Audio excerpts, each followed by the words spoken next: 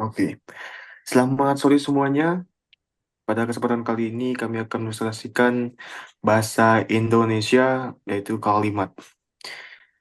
Assalamualaikum warahmatullahi wabarakatuh. Salam Namo Buddhaya, salam kebajikan, Om Swastiastu. Perkenalkan, nama saya Ikomang Sandi Nandana dengan NIM 3295. Perkenalkan saya Alifatin Adikusuma dengan NIM 24123303. Saya Muhammad Rijal Khalifa dengan NIM 3270.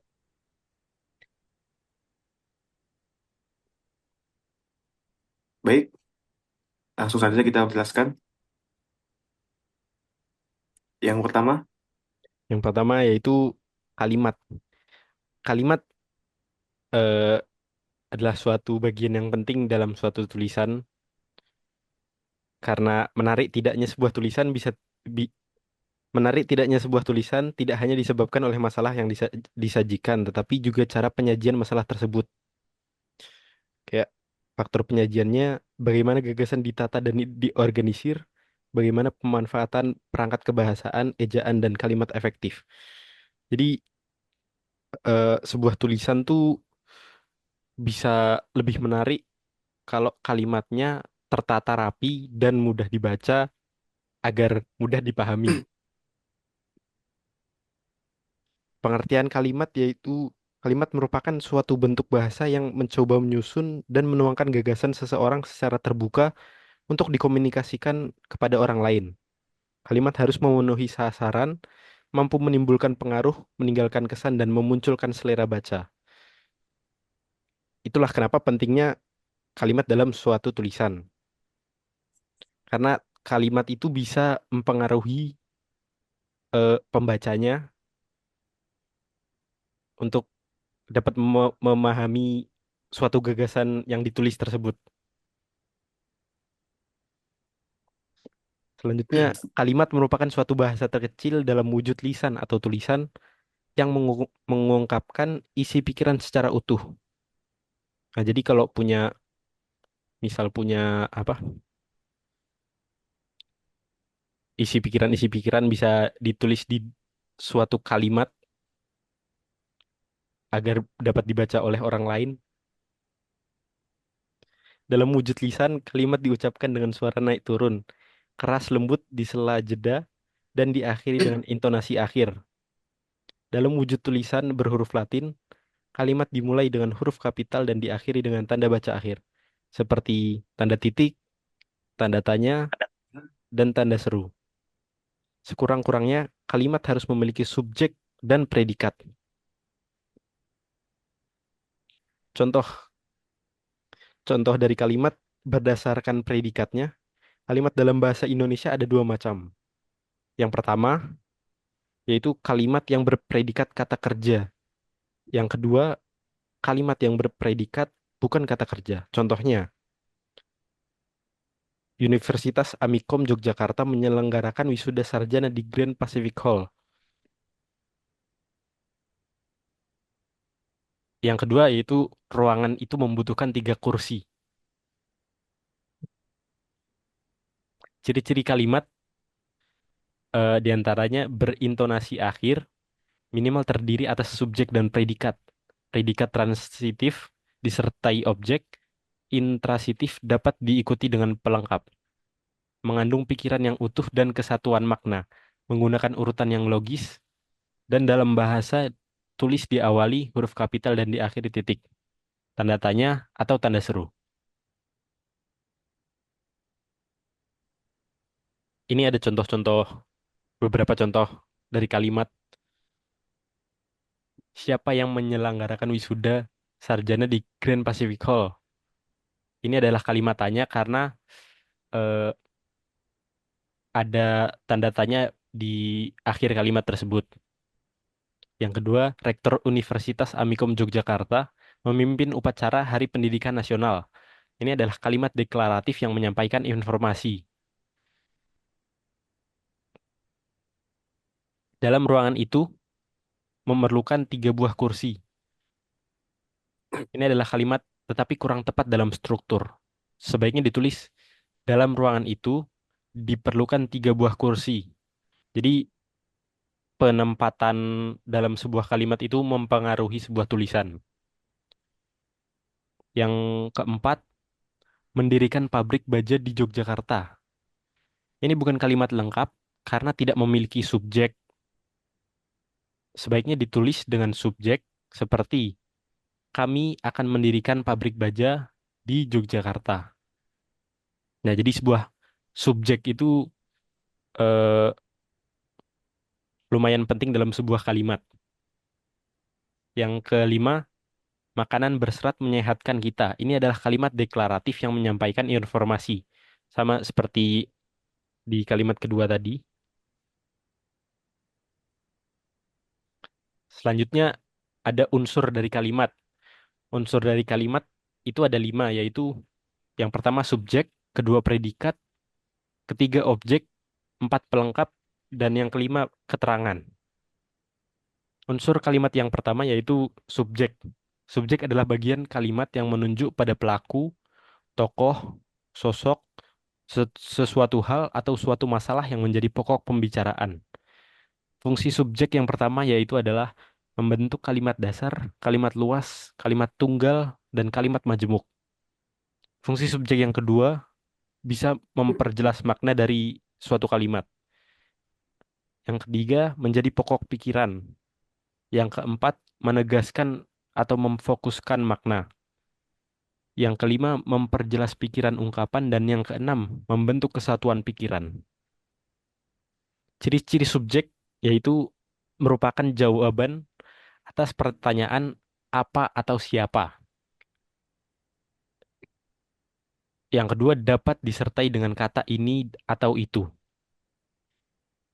Eh, yang ketiga, tidak didahului kata depan atau preposisi. Yang keempat, berupa nomina atau frasa nominal. Yang kelima, dapat diingkarkan dengan kata bukan. Di mana subjeknya? Eh, dalam contoh kalimat di sini, di kalimat pertama, ada dalam ruangan itu memerlukan 3 buah kursi. Nah, subjeknya itu adalah 3 buah kursi. Yang kedua, saya makan nasi. Subjeknya adalah saya karena tadi itu apa bisa menjadi jawaban atas pertanyaan apa atau siapa. Yang ketiga, ibu membeli sayur. Subjeknya adalah ibu. Yang keempat, bapaknya pergi ke Solo. Subjeknya adalah bapaknya. Dan yang kelima, di Universitas Amikom sedang dibangun. Nah, kalimat ini bisa dilengkapi dengan subjek seperti sebuah gedung atau sebuah proyek misalnya. Eh, seperti di Universitas Amikom sedang dibangun sebuah gedung. Nah, sebuah gedung itu adalah eh, ob- subjek dari kalimatnya. Selanjutnya bisa dilanjutkan oleh teman saya. Kemudian yang selanjutnya yaitu predikat. Predikat adalah bagian kalimat yang menunjukkan perbuatan dan menyatakan sifat atau keadaan subjek. Termasuk juga sebagai predikat adalah pernyataan tentang jumlah sesuatu yang dimiliki subjek. Ciri-ciri predikat yaitu jawaban atas pertanyaan bagaimana, apa, atau berapa terhadap subjek. Dapat diinginkan dengan tidak atau bukan. Dapat disertai kata-kata aspek akan, sedang, sudah, selalu, dan hampir. Atau modalitas seperti sebaiknya, seharusnya, seyogianya, dan selayaknya. Kemudian tidak didahului kata yang, untuk, dan sejenisnya. Didahului kata adalah, ialah, yaitu, yakni. Kemudian contohnya, di mana predikatnya ayah menyayangi anaknya. Predikatnya adalah menyayangi ayah, anaknya, karena ayah adalah subjek. Kemudian, singa yang menerkam rusa itu. Ini bukan kalimat lengkap karena tidak ada predikat. Kita bisa menambahkan predikat singa yang menerkam rusa itu sangat kuat dalam kalimat ini. Predikatnya adalah sangat kuat. COVID-19 telah menyebabkan kematian ribuan orang di Indonesia. Predikatnya adalah telah menyebabkan kematian ribuan orang di Indonesia. Kemudian pertemuan untuk memilih ketua kelas baru. Ini bukan kalimat lengkap karena tidak ada predikat. Kita bisa memperbaikinya menjadi kalimat lengkap seperti pertemuan untuk memilih ketua baru akan diadakan minggu depan. Kemudian KPK menangkap korupsi yang menyebabkan kerugian negara. Predikatnya adalah menangkap korupsi yang menyebabkan kerugian negara. Eh, yang selanjutnya yaitu objek. Objek adalah unsur kalimat yang dikenai perbuatan atau menderita akibat sebuah perbuatan subjek. Sebagai bagian yang melengkapi predikat. Objek hanya ditemukan dalam kalimat yang berpredikat kata kerja. Objek tidak dapat mendahului predikat dikarenakan predikat dan objek adalah suatu kesatuan. Ciri-ciri objek yaitu langsung mengikuti predikat, kemudian dapat menjadi subjek kalimat pasif, tidak didahului kata depan atau preposisi seperti di, ke, dari, dapat. Selanjutnya yaitu dapat didahului kata bahwa. Kemudian di mana objeknya? Ekspor non migas mendatang. Ekspor non migas mendatangkan. Ini bukan kalimat lengkap karena tidak ada objek. Kalimat yang lebih lengkap bisa berupa ekspor non migas mendatangkan keuntungan. Di mana objeknya? Yaitu objeknya adalah keuntungan. Kemudian Budi bermain bola basket di lapangan. Objeknya adalah bola basket. Yang selanjutnya, Paman menanam jagung di kebunnya. Objeknya adalah jagung. Keterangan tepatnya adalah di kebunnya. Asep memerah sapi untuk diambil susunya. Objeknya adalah sapi. Dan yang terakhir, uang hilang. Ini adalah kalimat yang tidak memiliki objek. Dalam kalimat ini, uangnya adalah subjek dan hilang adalah predikat. Kemudian yang selanjutnya, lengkap. Pelengkap adalah unsur kalimat yang melengkapi predikat dan tidak dikenai perbuatan subjek. Kemudian fungsi pelengkap memiliki perilaku yang hampir sama dengan fungsi objek. Selanjutnya, ciri-ciri pelengkap yaitu melengkapi makna kata kerja. Predikat tidak didahului preposisi, kemudian tidak dapat menjadi subjek dalam konstruksi pasifnya, dan terletak di belakang predikat, bukan verba transitif.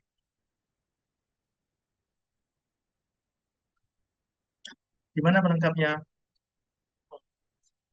Dia memijani saya novel baru. Lengkapnya adalah novel baru. Negara Republik Indonesia berdasarkan Pancasila. Lengkapnya adalah berdasarkan Pancasila. Ini menjelaskan keadaan atau dasar dari subjek negara Republik Indonesia. Saya berjualan sayur bayam. Lengkapnya adalah sayur bayam. Kemudian saya menghadiahi ibu baju lebaran. Lengkapnya adalah baju lebaran. Dan yang terakhir, saya sering berbicara tentang hal ini. Lengkapnya adalah tentang hal ini. Ini menjelaskan tentang apa yang dibicarakan. Kemudian yaitu keterangan. Keterangan merupakan unsur kalimat yang memberikan informasi lebih lanjut tentang sesuatu yang dinyatakan dalam kalimat. Misalnya memberi informasi tentang tempat, waktu, cara, sebab, dan tujuan.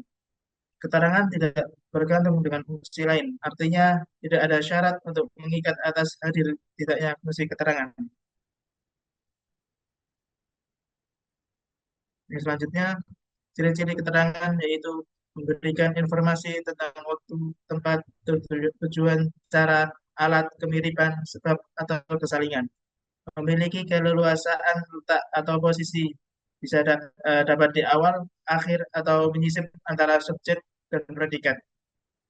Didahului kata depan seperti di, ke, dari, pada, dalam, dengan, atau kata penghubung atau kata konjungsi jika berupa anak kalimat. Gimana keterangannya? Saya berjualan sayur ayam di pasar. Keterangannya adalah di pasar yang menunjukkan tempat. Kemudian kemarin pagi saya menghadiahi ibu baju lebaran. Keterangannya adalah kemarin pagi yang menunjukkan waktu. Kemudian anak presiden telah diwisuda 3 hari yang lalu. Keterangannya adalah 3 hari yang lalu yang menunjukkan waktu.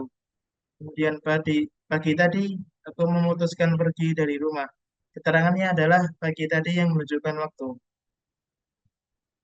Yang terakhir yaitu bayi harus minum ASI selama 2 tahun. Keterangannya adalah selama 2 tahun yang menunjukkan durasi. Yang selanjutnya akan dijelaskan oleh teman saya.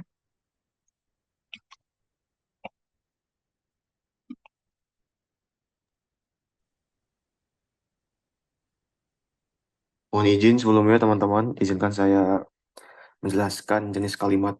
Yang pertama ada kalimat tunggal. Kalimat tunggal adalah kalimat yang hanya terdiri dari atas dua unsur inti pembentukan kalimat, subjek dan predikat, dan boleh diperluas dengan salah satu atau lebih unsur-unsur tambahan, objek, dan keterangan. Asalkan unsur-unsur tambahan itu tidak membentuk pola kalimat baru. Seperti yang kalian bisa lihat pada tabel berikut, ada kalimat tunggal berisi ayah merokok. Susunan pola kalimatnya itu subjek, predikat. Yang kedua ada adik minum susu. Susunan pola kalimat itu ada subjek, predikat, dan objek. Yang ketiga ada ibu menyimpan uang di dalam laci. Susunan pola kalimatnya adalah subjek, predikat, objek, dan keterangan. Lanjut. Yang kedua ada kalimat majemuk. Kalimat majemuk adalah kalimat-kalimat yang mengandung dua pola kalimat atau lebih. Yang kedua, mempunyai lebih dari satu subjek atau predikat. Lanjut. Berikut adalah cara pembentukan kalimat menjemuk. Yang pertama ada memperluas bagian-bagian kalimat tunggal.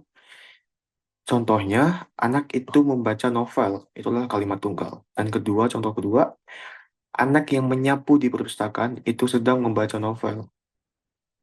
Kedua, menggabungkan dua atau lebih kalimat tunggal.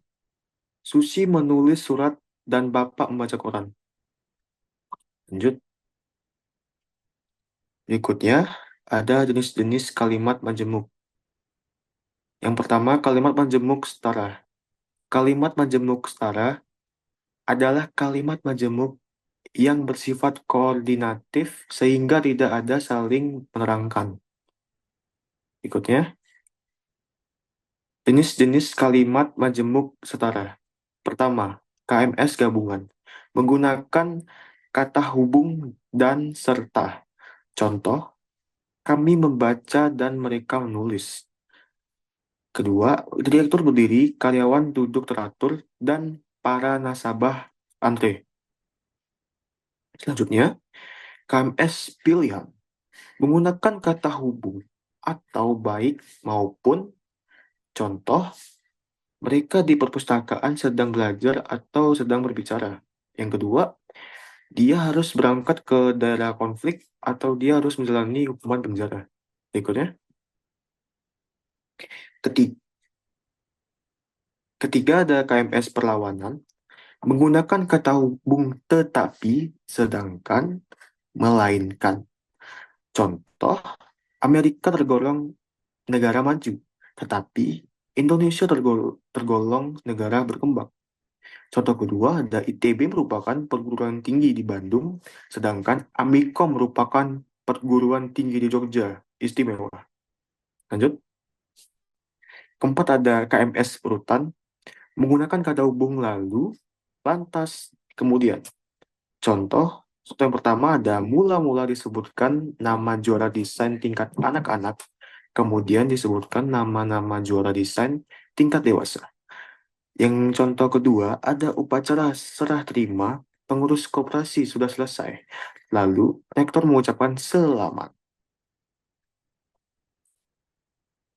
Berikut ada kalimat majemuk peringkat. Kalimat majemuk yang terdiri dari perluasan kalimat tunggal, bagian kalimat yang diperluas sehingga membentuk kalimat baru, yang disebut anak kalimat. Sedangkan kalimat asal, bagian tetap, disebut induk kalimat. Lanjut. Berikut ada jenis-jenis kalimat majemuk bertingkat. Seperti kalian bisa lihat pada tabel berikut, ada empat contoh. Yang pertama ada KMB, angka keterangan waktu. Cirinya menggunakan kata hubung ketika, waktu, saat, setelah, sebelum. Yang kedua ada KMB, angka keterangan sebab.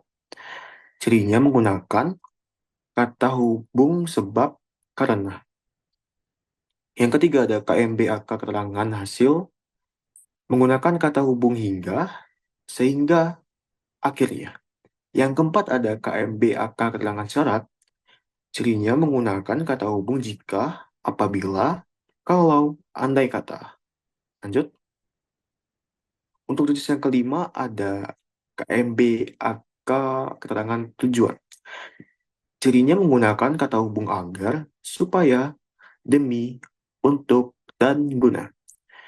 Keenam ada KMB, angka keterangan cara. Cirinya menggunakan kata hubung dengan dan dalam.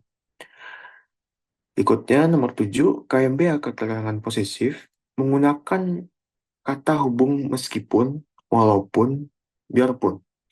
Berikutnya nomor 8, ada KMB, angka pengganti nominal. Cirinya menggunakan kata bahwa. Baik, segitu. Oke, baik. Sekian, terima kasih atas perhatiannya teman-teman. Di sini kami ingin mengucapkan selamat. Terima kasih, ya. Terima kasih. Oke, bye-bye. Ada pertanyaan nggak? Oh ya, Mungkin ada pertanyaan. pertanyaan. Ada pertanyaan nggak? Ada yang ingin bertanya? Oh, ada nih. Siapa namanya? Bisa. Ada pertanyaan tuh.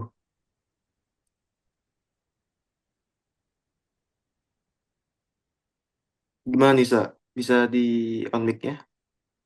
Iya, halo. Terima kasih atas kesempatannya. Oke, dari tadi kan di sini kalian udah jelasin ya, gimana sih dari jenis-jenis kalimat, terus juga unsur kalimat, ada kalimat majemuk, dan lain-lain. Nah, di sini gimana sih perbedaan antara kalimat aktif dan kalimat pasif? Kasih contohnya. Makasih. Perbedaan kalimat aktif dan Pasif, Kak. kalimat aktif dan pasif, dan berikan contohnya. Udah satu belum, guys?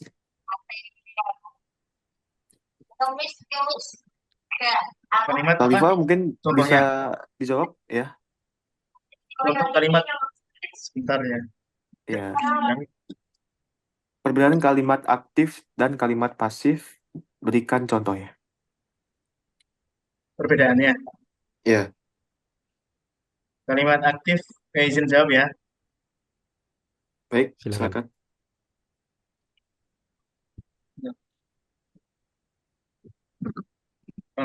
Kalimat aktif. Sebentar,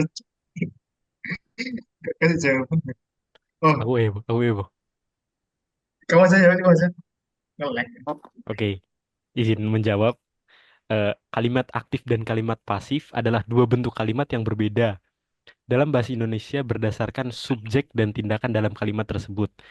Kalimat aktif eh, yaitu di mana subjek melakukan tindakan. Biasanya predikatnya menggunakan kata kerja berawalan me atau ber. Contoh dari kalimat aktif, contohnya eh, ayah membaca koran. Subjeknya adalah ayah, predikatnya membaca, dan objeknya adalah koran.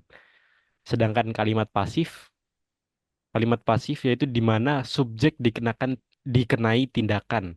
Biasanya predikatnya menggunakan kata kerja berawalan di atau ter. Contoh kalimat pasif, eh, kalau tadi kan kalimat aktif kan ayah membaca koran. Nah, kalau dijadikan kalimat pasif, jadi koran dibaca oleh ayah.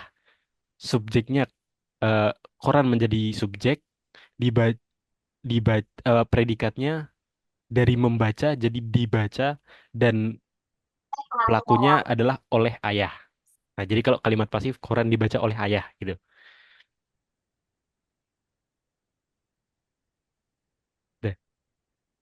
Cukup. Baik, Kak. Terima kasih atas jawabannya. Baik, ada yang mau bertanya lagi? Sudah cukup mungkin ya.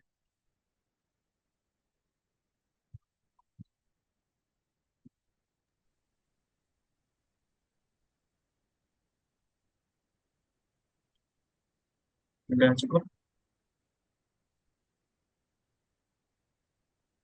Ada yang mau bertanya lagi? Ada lagi yang ingin tanya? Itu untuk Nisa tolong di rasanya diturunin ya, biar untuk yang lain dapat kebagian nanya gitu. Oke. Ada lagi yang mau tanyanya?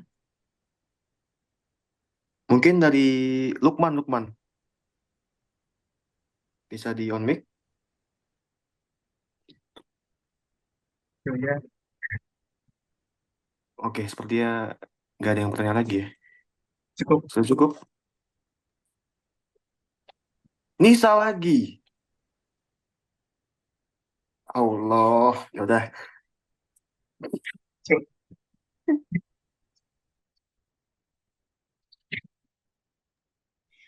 Oke, Kak, lanjutin yang tadi ya.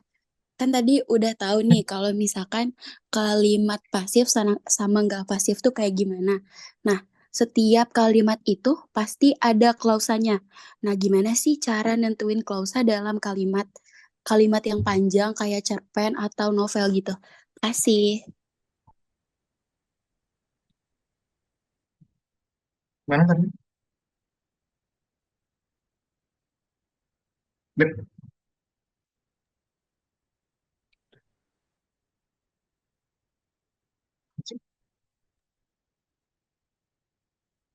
Bisa dijawab. apa pertanyaan?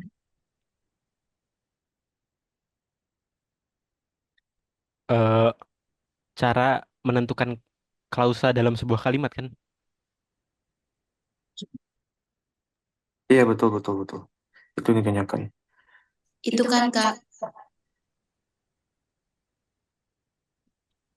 Cara menentukan klausa dalam sebuah kalimat.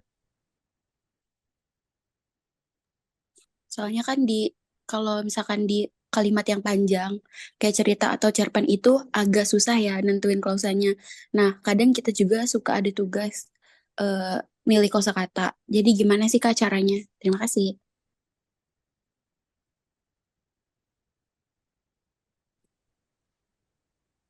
Kalifa mungkin bisa dibantu jawab ya. Cara menentukan klausa ya. Untuk menentukan klausa dalam kalimat, bisa melihat kombinasi kata-kata yang mengandung subjek dan kata kerja. Maka jika iya, itu adalah klausa. Dan klausa memiliki ciri-ciri seperti berikut, yaitu memiliki satu jenis predikat. Kemudian hmm, dapat disertai objek pelengkap dan keterangan, dan yang kemudian memiliki fungsi, memiliki makna yang lengkap. Contohnya,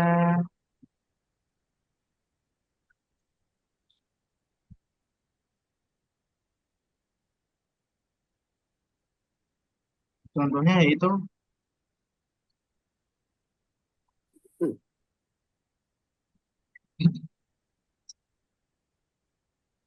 contohnya bisa dilanjutkan oleh Alif.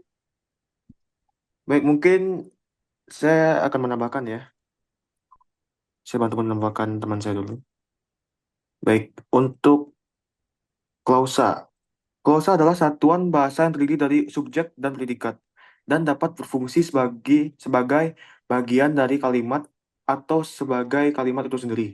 Contoh klausa adalah anak itu sedang main, dia makan, aku ingin minum teh manis, ayah akan berjalan santai besok pagi, Rena merasa tidak enak badan.